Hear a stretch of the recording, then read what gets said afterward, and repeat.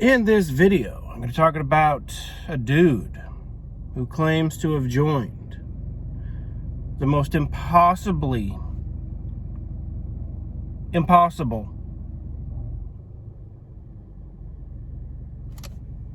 to leave and enter without risk of getting killed secret society. It's a secret society so secret it's questionable, extremely questionable, whether it ever existed or is just a fantasy. Now, I personally believe there's a huge chance that this secret society did and still does exist. I know it's a flight of fancy to even believe it exists, but you got to understand, despite the many red flags laced throughout this story, which most of the red flags are promotions for the Seventh-day Adventist Church. So that obviously off-puts anyone who watches it who's not Seventh-day Adventist. I'm not Seventh-day Adventist. I don't consider Saturday the Sabbath. I'm so open-minded. Monday, Tuesday, Wednesday, Thursday, Friday, Saturday, Sunday can be the Sabbath. If, let's say, someone works at a factory and the only day they get off is Tuesday, and they make Tuesday their personal Sabbath to worship because the boss makes them work every Saturday, Sunday, guaranteed.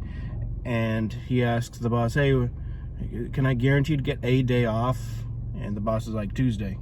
It's our slowest day. Machines get they get worked on and fixed on Tuesdays, whatever this factory is. All right. So the guy worships on Tuesday for 50 years, and then he passes away. The end. Do you honestly think the Almighty is gonna besmirch a guy who did that? Because he's not. The Almighty is more intelligent, wiser, all-wise, all-knowing, all-powerful. So that's my perception of the Almighty, that the Almighty can see a Buddhist monk and see how dedicated that Buddhist monk is to what he knows. The Almighty can look at a Seventh-day Adventist and he sees that they worship every Saturday very faithfully. And just like the Buddhist monk, he sees the good in everyone. That's the Almighty. The Almighty sees the good in everyone, okay? The Almighty is a very kind and gracious, merciful, amazing, all-knowing, all-powerful being. If you don't believe in the Almighty, if you don't believe in the Supreme Being, then you're not going to believe in a society with Lucifer, the fallen angel himself. But that's what Roger Morneau claims he joined. He said in 1946 he got out of the Merchant Navy of World War II. And on a technicality, they didn't recruit him. They didn't reassign him. So he was free to roam the streets of Montreal, Quebec, Canada. And World War II was still going on. So he's kind of just looking, what can I do for work? Work was very hard to find. And not surprisingly, the workforce were full of women. And the job, he has to take up a new trade. He takes up embroidery, okay? That's a job you would more commonly see among women. The seamstresses, the tailors, the embroiderers. So he takes up a really tough profession. I don't think I could easily do it. I don't think anyone could easily do it. Embroidery, really fine, detailed work. Cut to the chase. His friend from the Merchant Navy, he bumps into him. The friend says, hey, you want to go to a seance with me? Roger's like, I don't know. I'm not sure. Not so interested in that seance stuff. The 1850s to the 1940s, seances were pretty popular in North America and in Europe. probably because it was almost a replacement for a stage act, a replacement for Broadway, a replacement for, more specifically, radio and television, which really was non-existent, except for radio was very prevalent. But television was basically non-existent until the 1950s in every household. Black and white TVs appeared in every household about the 1950s. About the exact same time, seance popularity dropped. So 1946 would have been the definitely waning part of the popularity of seances.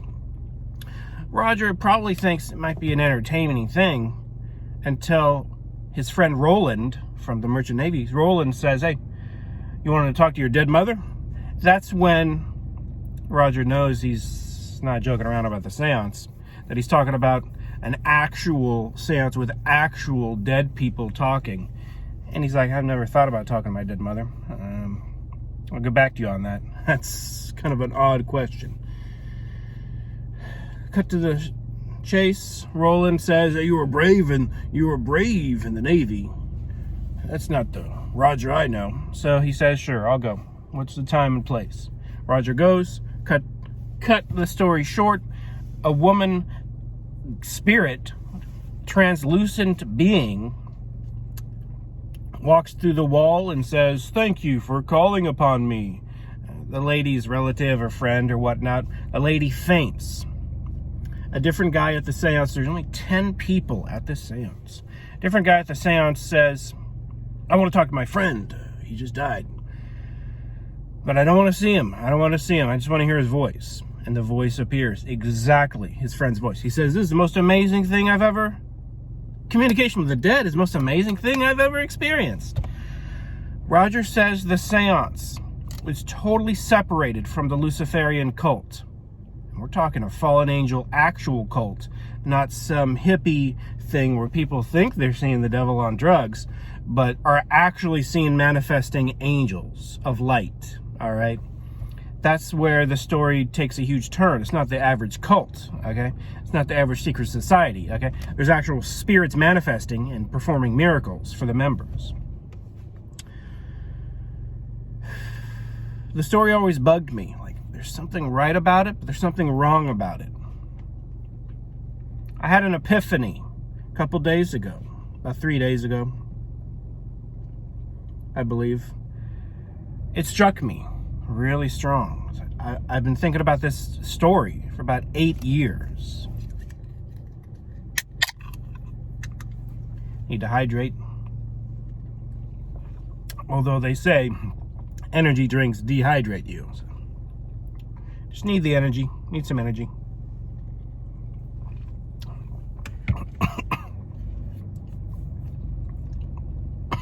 It's been a mystery on my mind for a good 8-9 years. Because I believe it was 2012 when I first saw my first Roger Morneau video and I first heard about him. Could have been 2013, somewhere around there. 1 or 2 years after my Poltergeist 2011 incident. Probably every single week. Ever since the incident of the Poltergeist room that I experienced. See, for 6 months in a row, I experienced Poltergeist activity, 2011. I've talked about it at extreme length. There's a search feature on my YouTube channel, youtube.com/hoaxhunter. I was an extremely skeptical hoax hunter who busted hoaxers who lie and just deceive people for their own amusement or for money or for fame or whatever their motivation. I like to bust people. I'm an extremely skeptical person. Bust specifically bad people. But I only focus on liars mostly just tall tale tellers that put the spin on, "Oh, join me, I kind of focus on people that either already created a false cult or in 100 years their lie they're weaving could spiral into some type of false cult. Not specifically cult, it's just if you tell a good enough lie, in 100 years, it could be a religion based on it. You know what I mean? I focused on time travel, liars, because time travel liars are akin to saying, I have godlike powers. I can time travel 1,000 years into the future, 1,000 years into the past. Only someone with godlike powers could do such a thing. So if anyone tells you online, I'm a time traveler, they're full-blown crazy, period. Or they're full-blown lying, period. Okay? 0 time travelers have ever contacted anyone via the internet saying, I'm a time traveler. Only liars have said that. So I thought it was funny. I followed it, busted it. I've come across dozens and dozens of people that have claimed to be time travelers or claimed to have evidence of time travel. 100% of the time they're lying. It became a little bit of a hobby, okay? But that's just an example into my mindset. I like to bust liars and hoaxers. So why would I be interested in Roger Morneau, guy who claimed in 1946 he joined a Luciferian cult that actually worshipped actual spirits, not theoretically? See, Blavatsky comes to mind. Blavatsky was an occultist, I think in the late 1800s, early 1900s, around that time frame. I don't know the exact timeline of Blavatsky, but I know that she loved Lucifer. She had a monthly newsletter which had Lucifer's name in the title, I think. She loved Lucifer, obsessed on Lucifer. She created her own religion, theosophy. It's totally bogus. Look at the Wikipedia on theosophy. You can see a million holes in it. She claimed she got information from spirits. Maybe she did, but it was a bunch of false information. It kind of reminds me of the New Age information of I'm on Venus. I'm an alien from Venus. And Roger Morneau did say these angels deceive, and some of them claim they are spacemen from outer space, from different planets. Roger did touch upon that for like a brief few seconds. He didn't ever focus on that, but that's an interesting angle. I read a couple of books on medium, they wouldn't even call themselves mediums, but just channelers channeling. The words came straight to their head from another planet. Aliens contacting them telepathically. If it's not a crazy person, if they're not full-blown insane, they're getting information from negative entities. But always look at the insane angle as a great possibility. Only when the information is over the top, like intelligent, or a tale that's just extremely creative. Maybe they just have a creative mind, you know? But I think these negative entities have creative minds as well. I think they definitely influence pop culture. Roger Morneau, cut to the chase. He exits the Thence Mansion, which is just probably a regular sized mansion, a nice house in Montreal, Quebec, Canada, 1946. I didn't go through the 10 people at the seance. We got the medium, we got Roger Morneau, we got Roland, his friend who invited him there. We have the guy who asked to hear the voice of his friend. We have the lady that asked to see her friend and she fainted. We have a jazz musician who's locally famous in 1946, Montreal, Quebec, Canada. We have the jazz musician's wife. Who else do we have? See, these 3 people, we don't know who these 3 people are. No big deal, but we have a good idea of the other people. It's interesting. We have a decent idea of 7 of the people at this seance. Roger said there's no connection between the seance itself and the secret society, but I greatly disagree. I would say the seance is like a testing ground to see if someone's even has the heart to join this secret society where spirits manifest regularly. For example, the lady that fainted upon seeing her friend walk through the wall, she would be a horrible candidate. The guy who heard his friend's voice and said, this is the greatest thing ever, he would be a good candidate. And Roger's response to these interactions, he didn't faint. He said it was pretty freaky. I can't remember the exact words he used. It's something to that effect, but very unusual, very strange. But you know, he he exits with his friend Roland. The jazz musician follows them. He says, hey, you guys taking a streetcar? You taking a taxi? Come on my car.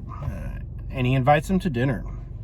They go to dinner. The first question the jazz musician asks Roger and Roland is, hey, how long have you guys been into sorcery, black magic? How long have you guys been doing this? Roger's like, what? What are you talking about? Because behind the scenes, we don't know. There's a spirit whispering in the ear of the jazz musician the whole time. The spirit is saying, hey, invite these two guys to dinner. You want to build a friendship with these two guys. So the jazz musician is already receiving secret information from a spirit from the secret society. This secret society is connected with actual intelligent beings that are invisible, okay? Whether you believe that or not, this is the story.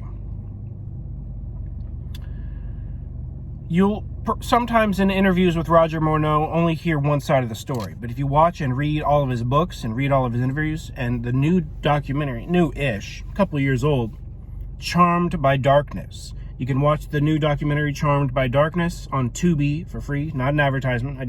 I've been looking for a free version of the movie, couldn't find it anywhere until literally, what was it, last week. I just watched it, maybe a week ago. I wish I made the video like right after I watched it. I could do a full review of the documentary, but actually I watched almost 2 days in a row. I watched Charmed by Darkness and Beware of Angels. 2 documentaries on Roger Morneau's books, based on Roger Morneau's books. Charmed by Darkness focuses on the Bible studies and the positive things about Seventh-day Adventism. So it's unfortunate it doesn't focus too much on the negative aspects. But Roger Morneau does have some proof. He did join a devil worship organization. Cyril was there. Cyril worked at the embroidery place right next to Roger. Eventually, Roger is desperate to leave the devil worship group. The only God-believing person he even knows is Cyril, the guy at the embroidery place. And Cyril's a brand new recruit to Seventh-day Adventism, hasn't even been baptized yet. But like all churches, they're going to say, hey, recruit your friends, recruit your friends. So Cyril's, sort of casually trying to drop hints, Seventh-day Adventism, it's a good place to check out. Only when Roger is desperate to leave the cult does he take Cyril up on his offers of learning about the church. 4 hours in a row, from 7 to 11:30 p.m. or maybe 8 to 11:30 p.m. We're talking 4 hours of solid Bible studies on the first night Roger even goes to Cyril's house. So Cyril's like, okay, this guy's a little intense, and he's chain smoking the whole time. But that's not proof he joined an evil cult, and Roger didn't really even mention it the first time. It's too heavy of a subject. Oh, by the way, I want to learn about the Bible because a bunch of demons are chasing me. It sounds like a plot to a bad movie. But there's some evidence. On the second visit, or there were 4 more hour Bible studies, Roger brings one of his devil books to show Cyril. Cyril opens it up. It says how to contact the devil, how to contact Lucifer, how to contact the devil himself. It says go to the crossroads, draw a circle on the ground a certain diameter, and chant certain words, and the devil himself will appear, and you could talk to him face to face. Cyril slams the book and says, I don't want this book in my house. Cyril immediately leaves the house, probably chucks it outside, probably throws it in a trash can. I don't know if Roger recovers the book later, but later Roger says he has 3 books at his house that someone asks Roger to dispose of, to get rid of all the demon stuff. Later on, Roger says he has 3 books at his house and some candles. I assume some black candles, because On the cover of Roger's book, A Trip into the Supernatural, there are 2 black candles.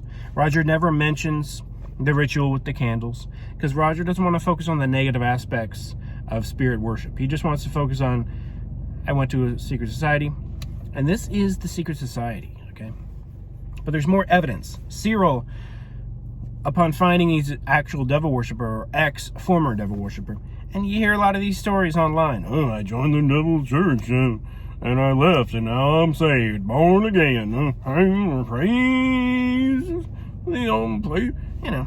You've heard the story of people leaving some devil cult and praising Jesus that they're saved. You've heard that, all right? But you've never heard someone go to a building in Montreal, Quebec, Canada in 1946 and seeing the worship room of the gods with over 100 full-bodied portraits of manifested spirits in different era clothing. Roger said they were very beautiful. He said they were very nice oil paintings, professionally painted, of different era. He didn't describe in great detail, but some were wearing robes, some were wearing, you know, perhaps medieval garments, some perhaps wearing knight in shining armor outfit. I don't know, but Roger said at the end of the room, there's a huge marble altar with a painting of the great master, the priest of this Lucifer worshiping cult said. Roger asks, oh, who is this? Is it Satan? And the priest says, it's the great master. It's Lucifer. Roger said he admired that painting many times, on many occasions. So in some versions, Roger will say, well, he'll kind of give you the impression he was only a member for a couple weeks or a couple months. But in that line where Roger says he admired that painting many times on many occasions, it gives the impression he was at least a member for 6 months, maybe a year. But the timelines don't match up. Maybe he was 3 months. Maybe he was a member for 3 months. The devil, Luciferian, fallen angel cult worshipped every Wednesday. Now, the biggest red flag, the epiphany that hit me a couple days ago, the biggest red flag isn't simply the dropping of Seventh-day Adventism. Now, specifically, here's the red flag. Roger is in a meeting place, the headquarters. It's a secret building, okay? It's probably a mansion in the Golden Square Mile of Montreal, Quebec, Canada. That is what the Charmed by Darkness documentary speculates on. Now, I'm not just some random person talking about it. The people who made that documentary for the Seventh-day Adventism Church, they specifically contacted me and reached out to me personally on my YouTube. And they asked me, do you know where the building was? Do you know where it was? Do you know exactly the location? We know you've been researching Roger Morneau and you're looking for the building. Do you know where it is? They assumed I even had a hint and a clue and knew.